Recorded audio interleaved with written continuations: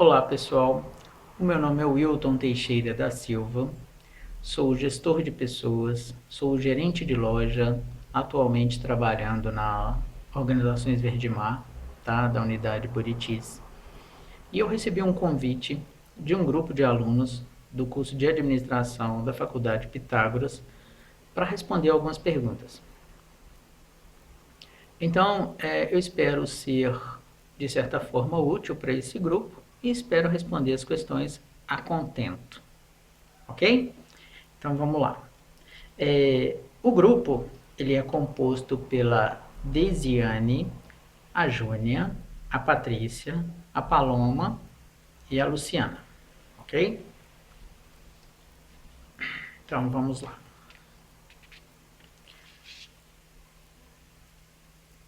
A primeira pergunta do grupo é o seguinte: Wilton, qual o período de atuação na área de gestão de pessoas?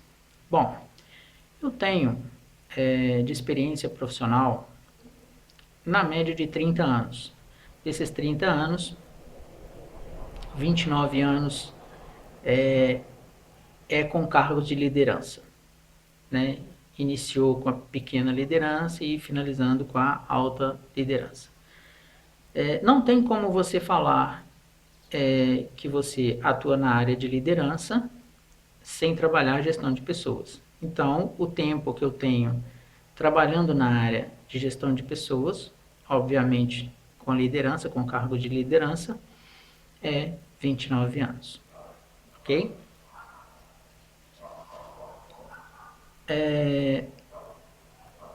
Fale brevemente da gestão das pessoas na empresa onde você trabalha. Bom, na empresa onde eu trabalho, que é a Organizações Verdemar, é uma empresa com uma organização que é referência até a nível internacional na área que ela atua, que é o comércio varejista. Tá? Tanto ela é referência na área de operações, como também é referência na área de recursos humanos. Tá? Onde toda a equipe do RH tem uma interação muito positiva com as gerências de cada filial, tá? Um entrosamento muito grande, inclusive com a presença de analistas que vão à loja, comparecem à loja e vão pegando as demandas com os gerentes das lojas e os encarregados para que possam gerar menos conflitos e resolver da melhor forma possível.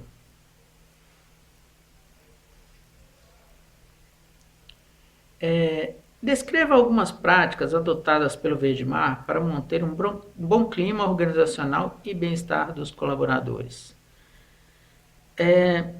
O Verdemar, igual eu falei, é uma empresa que eu adoro trabalhar, tá? Tanto pela estrutura como o clima, tá? O clima organizacional é muito positivo, tá?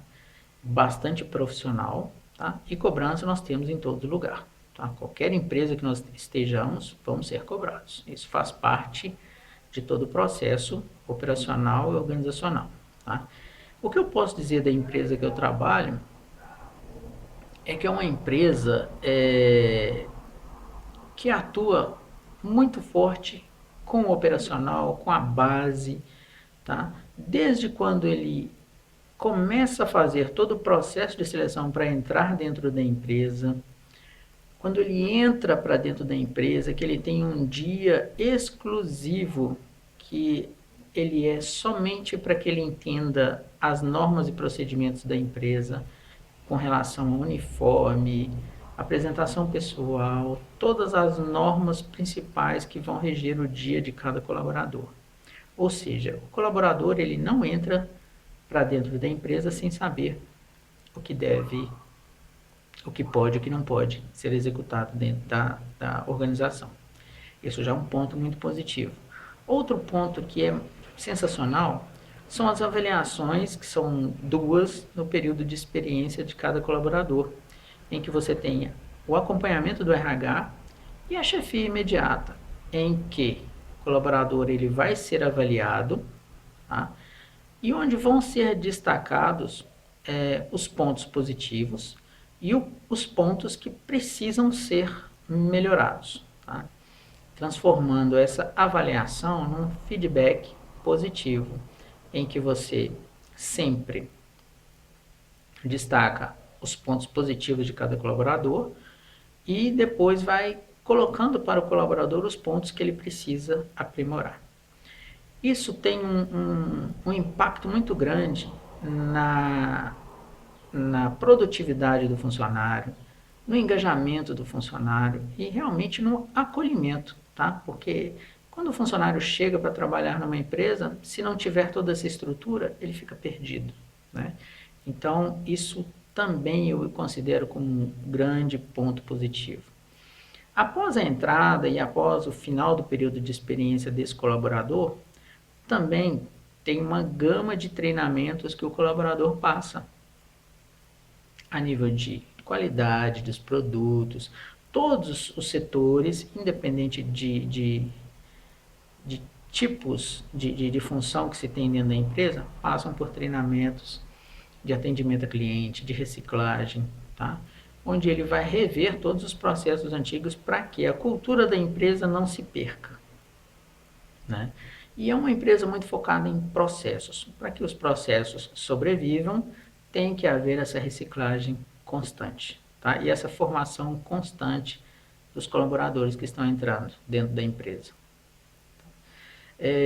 Fora isso, tem todo um acompanhamento também durante todo o trabalho do colaborador, para que ele seja a excelência, que faça a excelência e que faça a diferença no trabalho do dia a dia. Então, ou seja, todo colaborador que trabalha na organização, ele é muito bem valorizado, tá? Mas, porém, também muito cobrado, tá?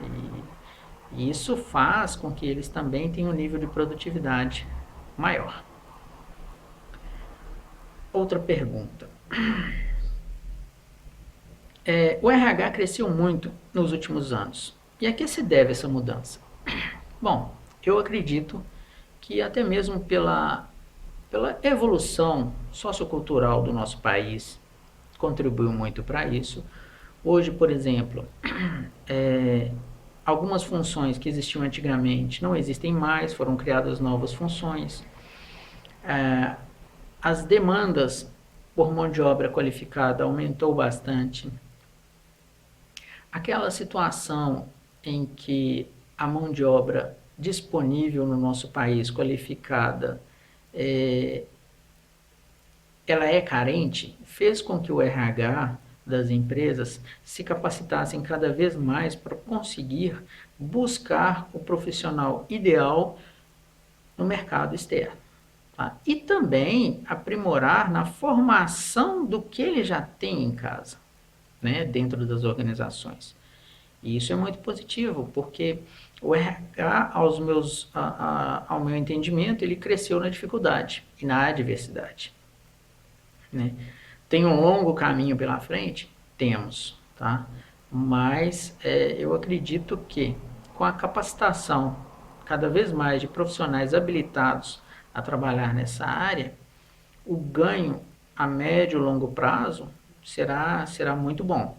Em contrapartida, né, nós temos um grande fator que é um dificultador, que é a falta de mão de obra qualificada no mercado externo. Isso faz com que o RH também tenha que tentar formar quem está em casa, tá certo? E de vez em quando trazer um sangue novo, tá? Alguém para completar essa miscigenação dentro das organizações. Quais as competências que um profissional de RH deve possuir e quais os mercados exigem? Bom, o profissional de RH, o que atua na área de RH, principalmente os de cargo de liderança, tem que ter uma percepção.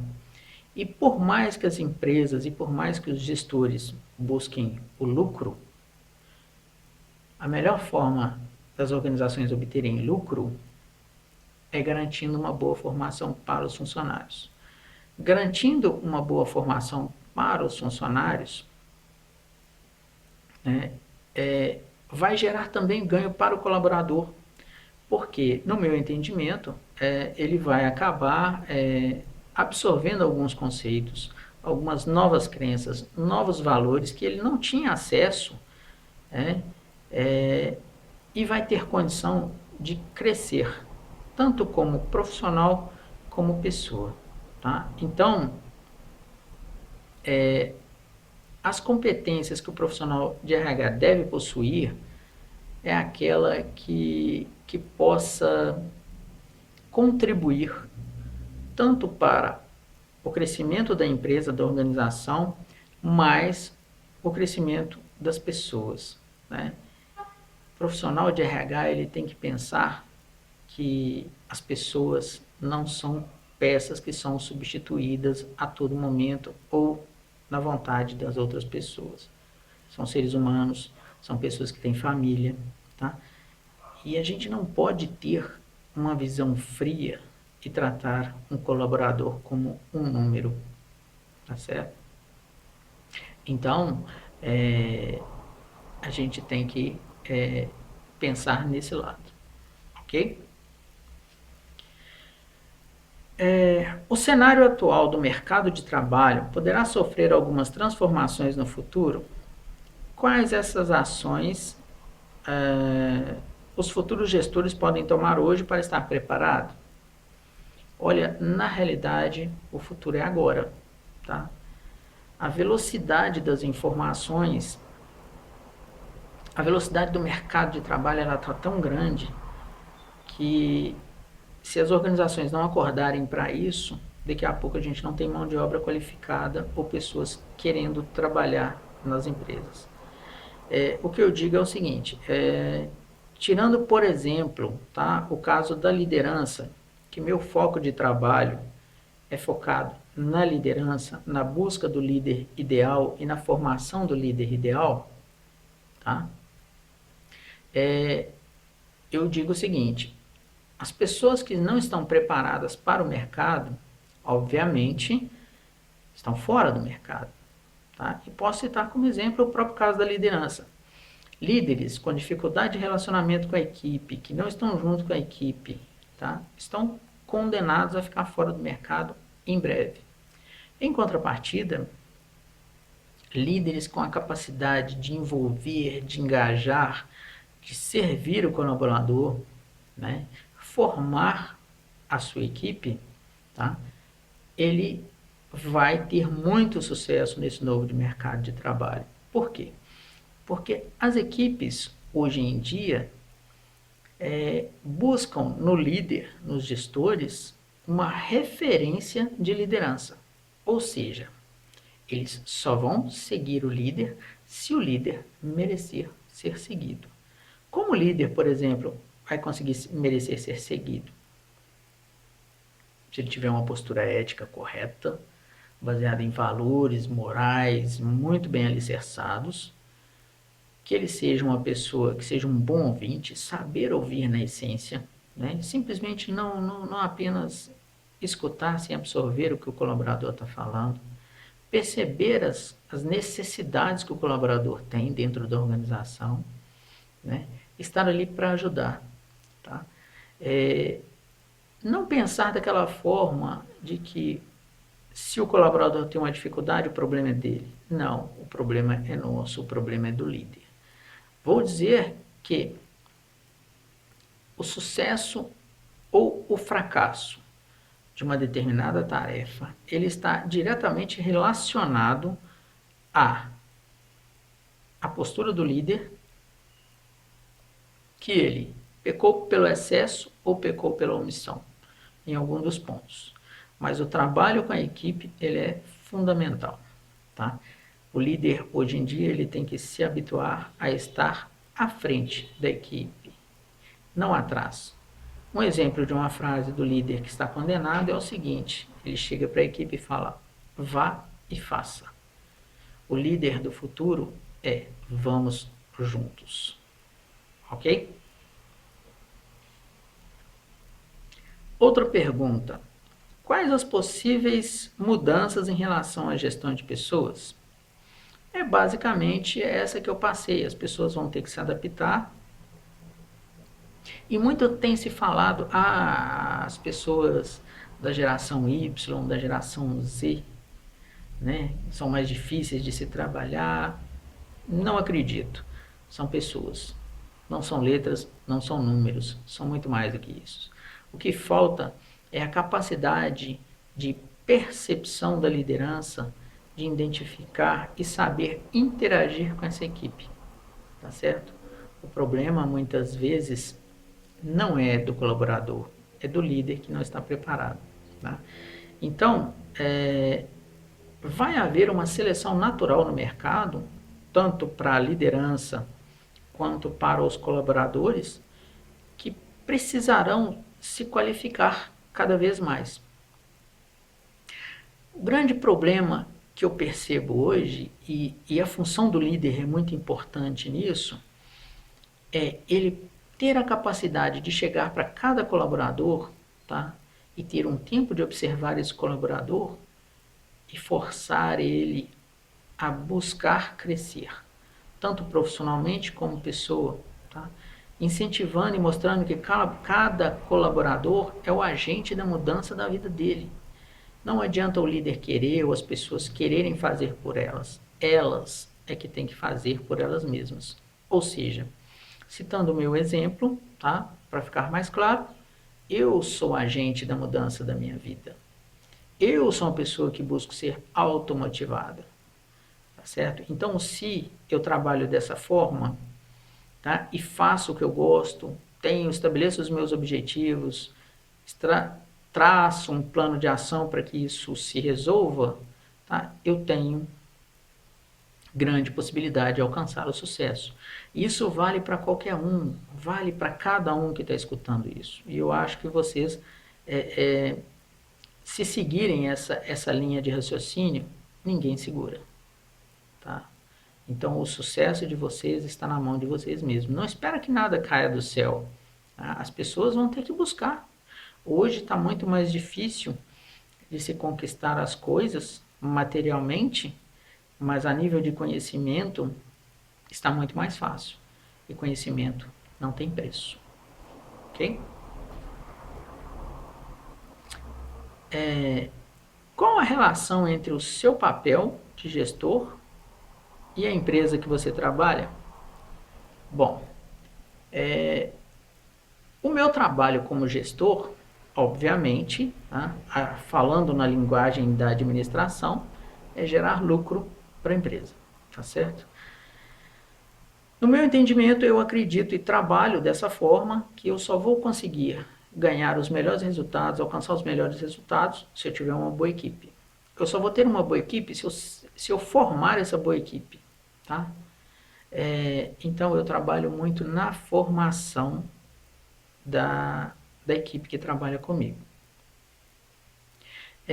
Para que haja um sucesso e para que vocês, ou para que qualquer pessoa se adapte a uma empresa, igual eu, por exemplo, estou na organização há quase 3 anos, para que um colaborador fique numa organização, tem que ter uma sinergia entre as crenças e valores do colaborador, tá? E a missão e os valores da empresa. Então, se elas são coerentes,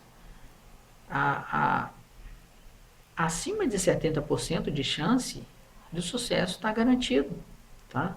Para as duas partes, tá? Porque aí já é uma questão de sinergia e de afinidade com os processos que a empresa vai cobrar, tá? Com a visão de futuro da empresa. Se a empresa busca crescer, a pessoa busca crescer também, tem uma compatibilidade.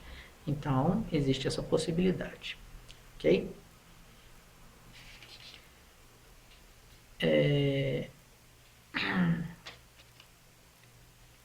Bom, finalizando, pessoal,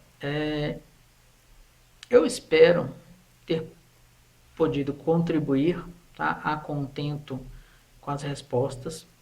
Me coloco à disposição para maiores esclarecimentos, maiores maiores, se precisar outros questionários, outras perguntas, estarei à disposição.